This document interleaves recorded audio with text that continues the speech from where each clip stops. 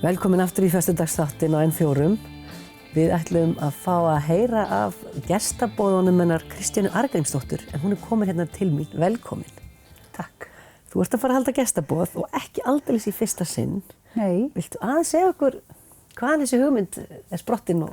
Já, þetta var fyrir nokkrum árum að ég og félagi minn, Jón Rafnsson, sem spila mikið með mér, kontrabassaleikari, að ég fór að eitthvað að segja, ég þarf nú eiginlega að vera meira sýnilegri í Reykjavík. Hvað á ég að gera?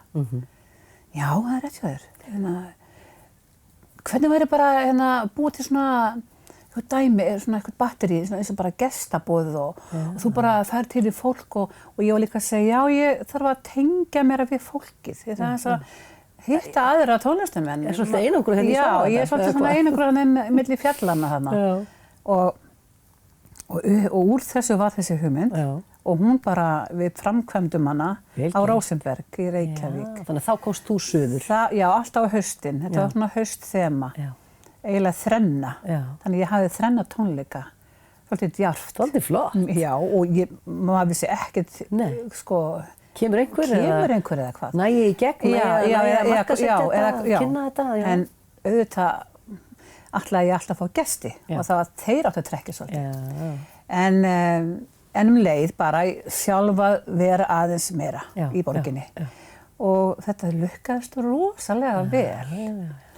Ég minnir að, nú þori ég ekki að fara með það, ég man það ekki alveg hvað ég var fyrstur, að mér minnir hafi verið sko Andra Gylfa, og svo það Egill Ólafsson, svo Dittu og Guðrún Gunnars og meira að segja kvæðamaðurinn, hann er Steindór Andersen.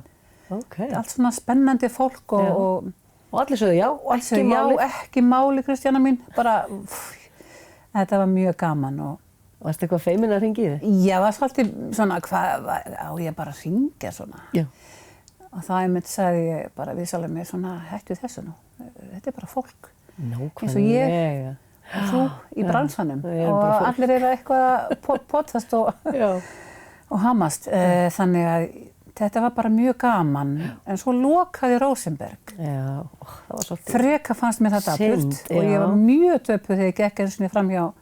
Og það var bara pub, írsku pub komin og básar og ég var bara mjög döpur. Já, það var rosalega góður staður. Mjög gaman og líka gott fyrir tónlistarfólk því þarna bara, já. Og hættur þá að fara söður og fékkst bara fólki norður? Þá bara fór ég að hugsa þetta öðruvísi og ég var ekki með boð í einhver ár, ég man ekki alveg tíma núna. Og þá fékk ég þessa hugmynd. Og þá fannst mér líka að ég farin að verða löt að koma fram úr svona. Það er mjög gott að bara... Þannig að þú sparkaði aðeins í rassinu? Já, ég sparkaði bara í. Slengdi fætur með hana. Og þá sótti ég svona styrk til þess að halda boð. Og ég bý bara svo vel í svo góðu samfélagi að mér var mjög vel tekið og hefur verið gert og hefur og fékkst styrk úr uppbyggingarsjóðnum. Fékk það, já. Og ég byrjaði með Pálma Gunnarsson, hann var fyrsti minn gestur. Og þá hefur verið með í Bergi? Og svo var ég í Bergi og Dalvík, bara heima. Og það hefur líka lukkast vel. Og ég er alltaf með sömu hljómsveit hennar, það er Örn Eldjárn, sonur minn, og Jón Rafnsson. Þetta er undir staðan. Og öðru hvoru fáum við gesti með okkur. Já, fleiri þá en... Já, eins og ég mun gera núna á næstu tónleikum. Segðu okkur nú frá næsta gestaboði sem er eftir vik á 5. Já, það er nefnilega, það er engin venjulegur maður. Nei. Það er Gunnar Þórðarsson. Ekki meira en ég minna. Afmælisbarnið sjálft. Já. Átti afmælinu í janúar. Já. Og hann ætlar að koma bara. Já. Og hann alltaf hann á nú bara öll fallegustu lögin. Er það ekki? Nánast, finnst mér þessi dæguleg og bara nefndu það. Já. Ekki bara það, nú er hann bara komin í óperurnar, sko. Ragnheiður þarna, sem að samdi. Já, þannig að hann kemur. Og þið ætlið þá að syngja svolítið hann tónlist? Já, ég ætla bara að syngja hans lög. Sem er svona öðruvísi. Já. Ég hef bara aldrei sungið lögin hans. Nei. Okay. Þannig að þetta verður bara áskorun. Alls konar áskoranir. Já, og lögin hans eru áskoranir. Þau eru svolítið mikil svona.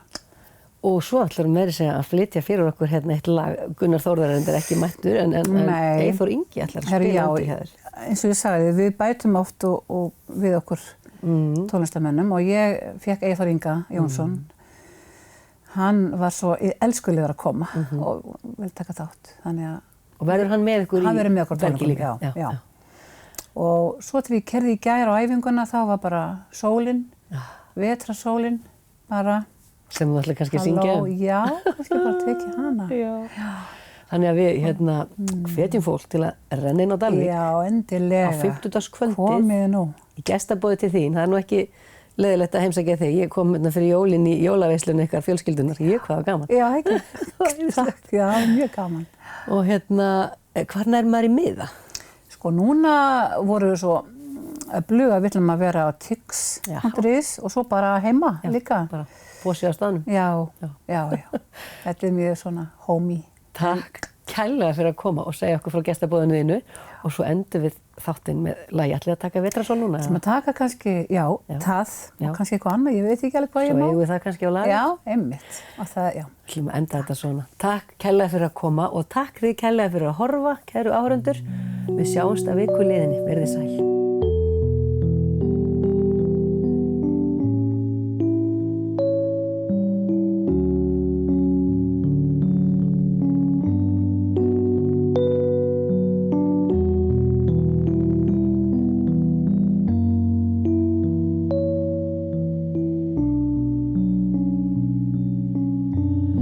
Hvers virði allt heimsins prjál ef það enginn hér sem stendur kyrr aðrir hverfa á braut sem vill þér jafnan vel og deilir með þér gleð og sorg.